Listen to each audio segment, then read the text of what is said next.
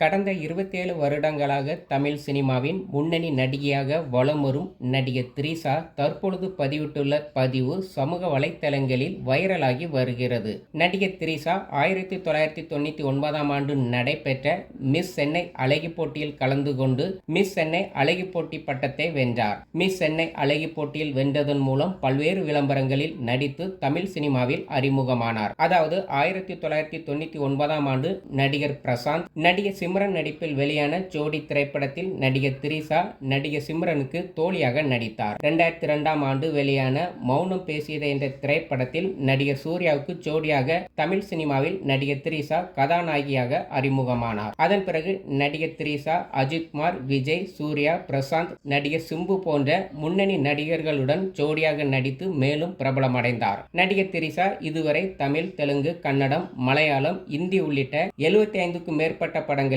நடித்துள்ளார். இந்த வருடம் மே 15ஆம் தேதி சூர்யா நடிப்பில் வெளியான கருப்பு திரைப்படத்தில் சூர்யாவுக்கு ஜோடியாக நடித்துள்ளார். கருப்பு திரைப்படம் வெளியாகி மிகப்பெரிய வரவேற்பை பெற்றுள்ளது. அது மட்டுமில்லாமல் கருப்பு திரைப்படம் வசூலிலும் பட்டையை கிளப்பி வருகிறது. இதனால் நடிகர் த்ரிஷா மேலும் உற்சாகமடைந்துள்ளார். இதற்கு காரணம் நடிகர் த்ரிஷா சினிமாவில் நுழைந்து 27 வருடங்கள் ஆகியும் இன்னும் நம்பர் 1 நடிகையாக வலம் வருகிறார். மேலும் நடிகர் விஜய் மே மாதம் 10ஆம் தேதி தமிழக முதலமைச்சராக பதவியேற்றுக் கொண்டார். இந்த பதவியேற்பு விழாவில் நடிகர் த்ரிஷா கலந்து கொண்டு முதலமைச்சர் விஜய்க்கு வாழ்த்துக்களை தெரிவித்தார். அதாவது நடிகர் த்ரிஷா இந்த மே மாதம் தனக்கு நடந்த 2 நல்ல விஷயங்களுக்காக சந்தோஷத்தில் தன்னுடைய இன்ஸ்டாகிராம் பக்கத்தில் பதிவிட்டுள்ளார்.